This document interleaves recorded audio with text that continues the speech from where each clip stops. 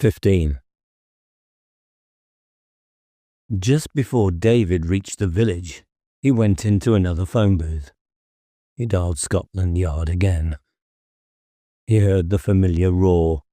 He ignored it and shouted over the tidal wave, "Chief, send me a forensic. I want him here tonight, and I will tell you something. I've been thinking it over. There is definite witchcraft here and ritual murder. Can't stop now. Ring you tonight. Bye, sir." "What the fornicated hell are you on about?" "Don't forget the forensic, will you, sir?" David hung up.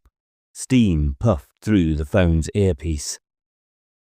Chief Inspector Peter Thornton was flabbergasted.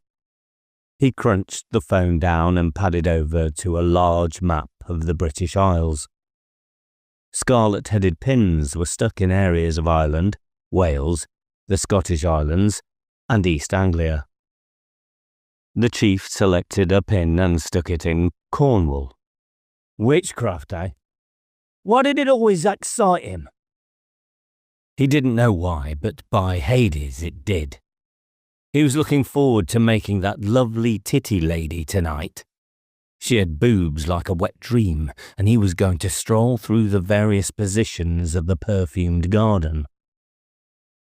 He prayed for Hanlin's sake that Hanlin would not be so foolish as to ring him during Knees Up Mother Brown. He rang for a forensic expert. David was pleased at the way that he'd taken the bluster out of the chief's sails. Suddenly a cry reverberated the street. In the centre of the road, some 300 yards in front of him, was Anna Spark. She was screaming. "Murder! There's a killer in this village! I don't care what any of you have found out by hypnosis. My sister was murdered. And now Billy's been murdered the same way, in the same place. We've got to stop pretending. Whoever's hiding the killer must throw him out into the light. We've got a detective here. He wants to help us. Let him, for Christ's sakes. We can't go on like this. We can't." No one answered her. Even the curtains remained unfingered behind the cottage windows. Outbursts of passion were part of the village heritage. They regarded anyone who lost control of themselves as possessed. So they left them alone, left them to unwind their horror alone. Anna tried to scream again. Her words only battered herself. She was alone in her knowledge. Please, let's destroy him. I want him dead at my feet, his neck broken like my little sister's was. Dead. I want him dead. I want him dead." David walked into view. He felt pleased with himself. His hunch had paid off. The anonymous phone call to Anna had frightened her. Perhaps she would reveal a few secrets now. A triangle of sunlight bounced off his sunglasses. Anna saw him. At first, she didn't recognize him. She ran towards him. She wasn't sure who it was. Then she knew. She stopped running. In her muddled thinking, she still believed him to be the outsider.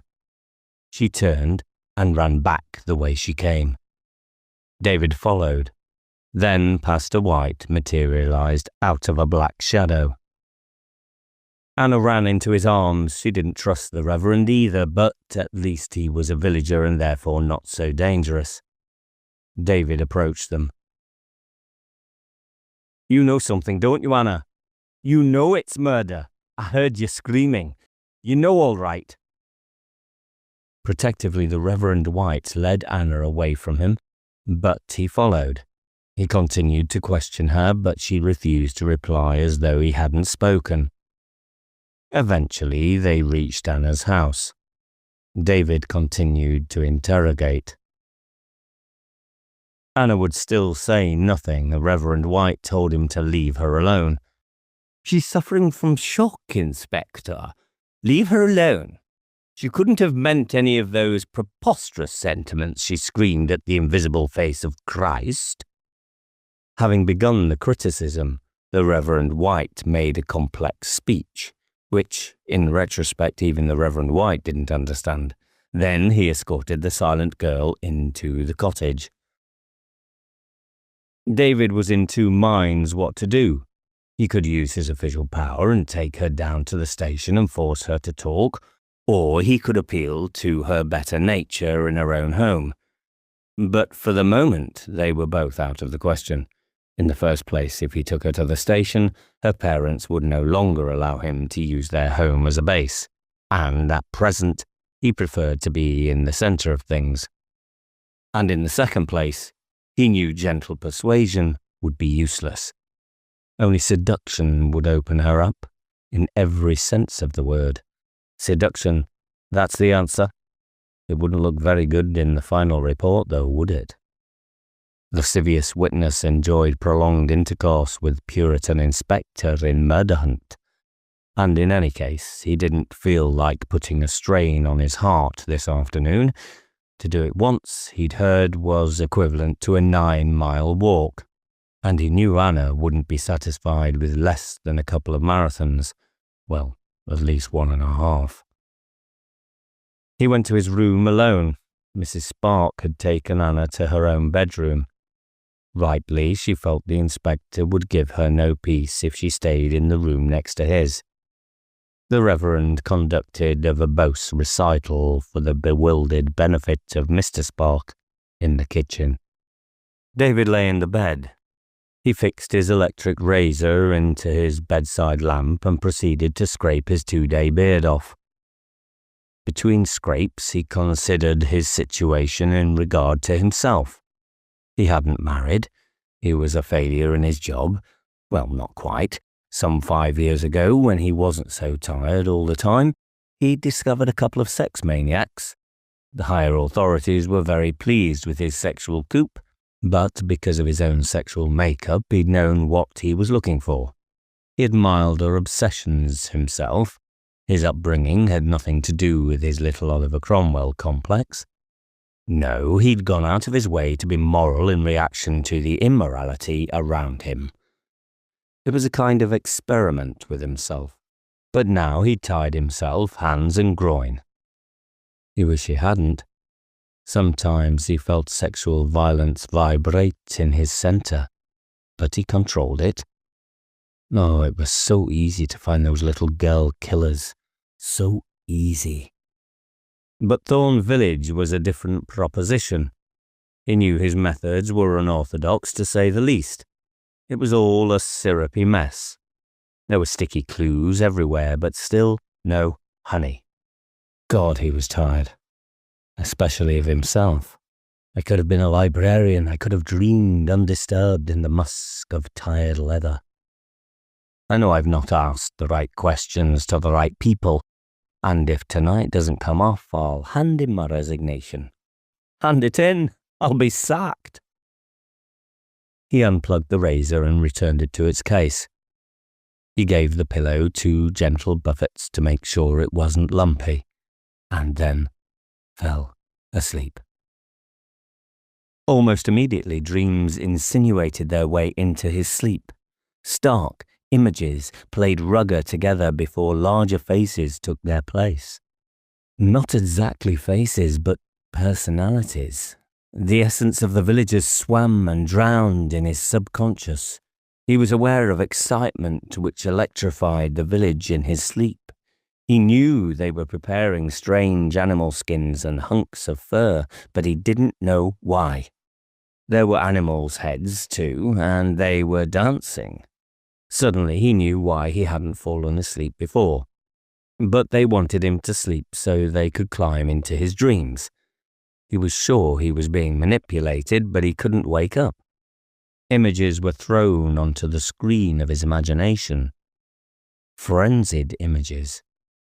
He could smell the rank fur on the animal mouths.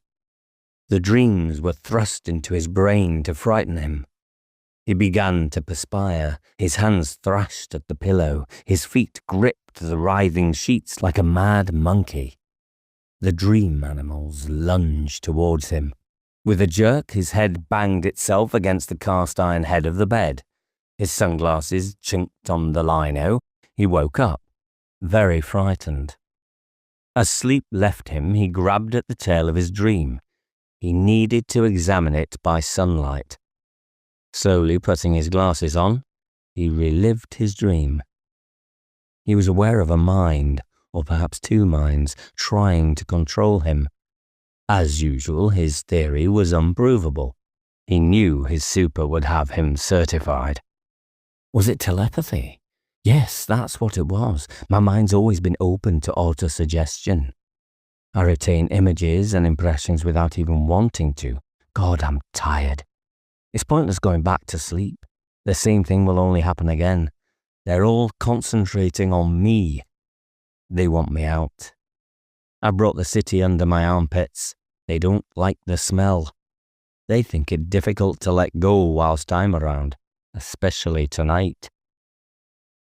David levered himself off the bed and made his way to the bathroom. Once inside, he relieved himself and proceeded to strip. He came of a family that didn't possess a bath, so he still preferred a standing-up head-to-toe wash. He took his watch off and laid it on the sill. It was 5 o'clock. He must have been asleep for over 4 hours, and it only seemed 5 minutes. One thing was certain. Time spiraled any way it pleased in this village. The only certainty was the coming of the dark. As he spooned himself down with cold water, he felt the blur of sleep leaving him. He noticed his genitals were drooping sadly. He coughed to see if they still functioned. They jerked a 1/4 of an inch like desolate clowns. Thank God they still work. It was surprising how dirty he was. He scrubbed his back, shoulders and trunk very hard. He seemed to flagellate himself with the scrubbing brush. The body was irritated to a violent sunrise without actually bleeding. Then he doused himself with cupped handfuls of water. The lobster colouring smoothed to a gentle pink. His skin was cooked salmon. Flexing his muscles, he noticed with consternation sleek wedges of baby fat intruding on his waistline. Definite love handles. Pity there was no one to swing on them. There was water everywhere. The bathroom was like a minor reservoir. He found a cloth under the sink and gave the floor a good drubbing. There was a knock on the door.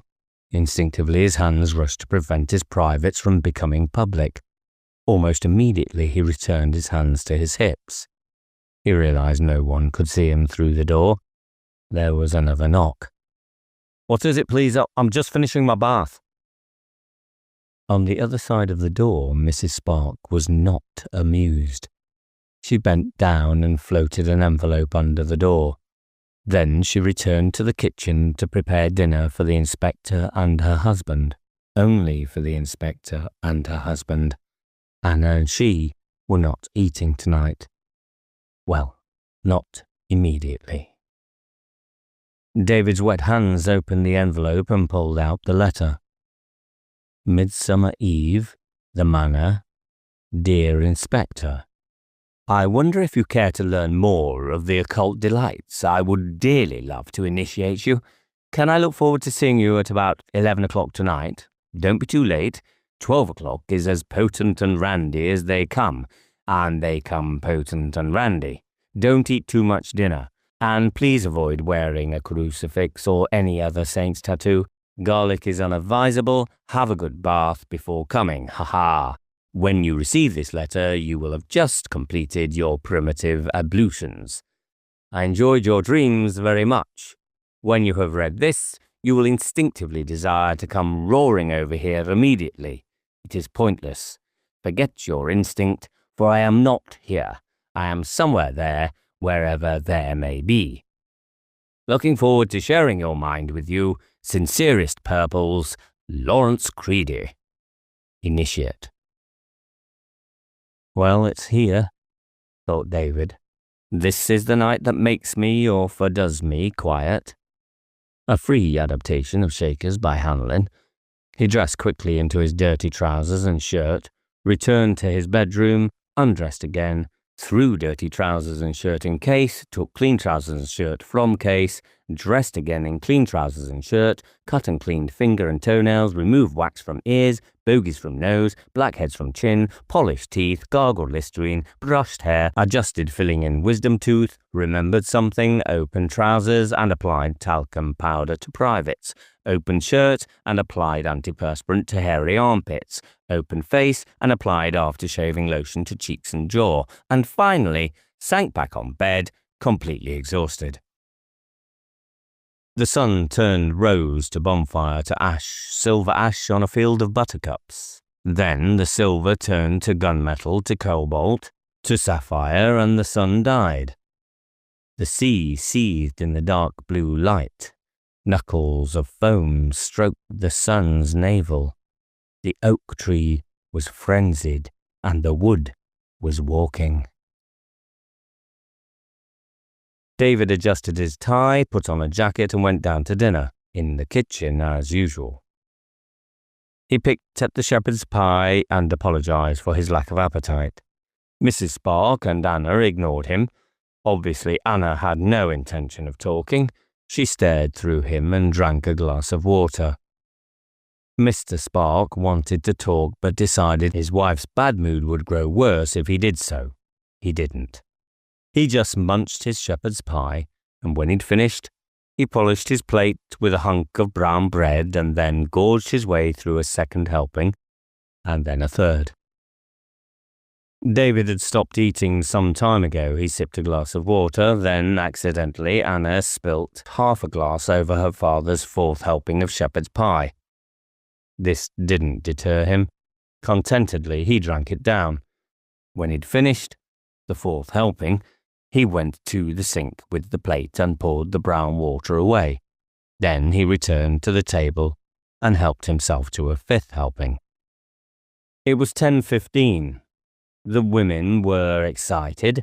David noticed the way Anna was subconsciously massaging her left nipple through her bra with the handle of her spoon. Mrs. Spark spent the majority of the meal staring at the moon through the window. She didn't blink.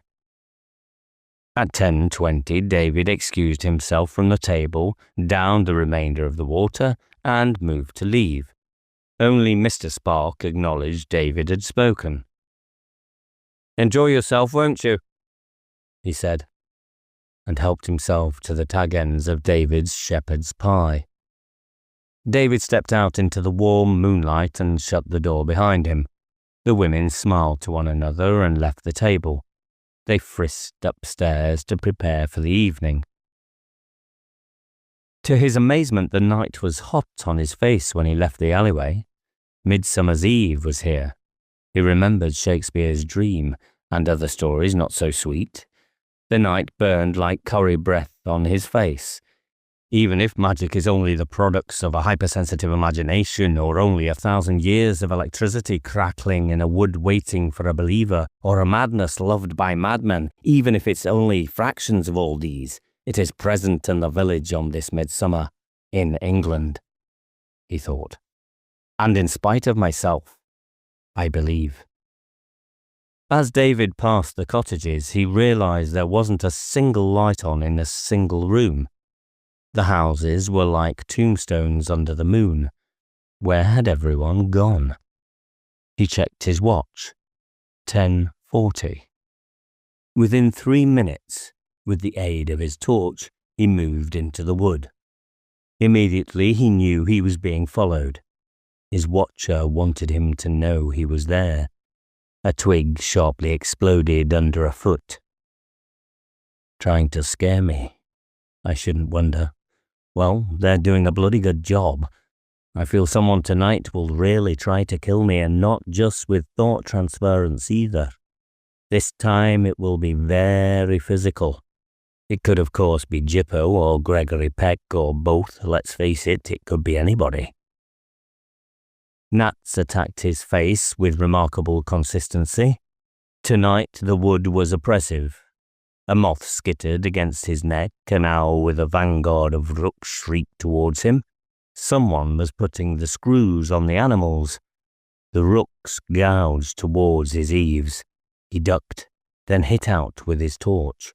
It was pointless. He knew the birds wanted flesh. Wherever he moved, they followed. Their penknife beaks were eager to sign autographs on his cheekbones. And then, just as he felt it was good night, a whistle curved through the black leaves, and the birds seemed hypnotized. They flapped their night wings against his arms, but were pulled away from him by the musical notes. Then they cracked their way home to their master, whoever he was. David took advantage of the lull in the experiment and cut east towards Creedy's manor. The magicians were giving him a free demonstration. Like most people, he had a certain amount of guts against the known, but he wished to Christ his fear of the unknown was not so acute. As he left the wood and approached the manor, he noticed a quiet yellow fire burning in the trees at the bottom of the lawn. He'd never been to this particular garden gate before. It was the entrance the children had used earlier that morning. He rang the iron chain on the side of the gate. Even before he had tugged it once, Martin simpered across the lawn to let him in. David flushed the torch in his face. He would love to shake up his muscular crutch lover. When the circle of light lit Martin's face, David's mouth creaked open with surprise. Martin was wearing highly stylized feminine makeup. His eyes were painted a magenta green. The eyebrows were perfect black half ellipses. The cheeks were rouged and the mouth was like a slit vein. The slit vein widened into a full circle, revealing the teeth. Martin assimilated a smile. "Come in, Inspector. If you look surprised at the outward signs, whatever will you do when you have to face your insides?"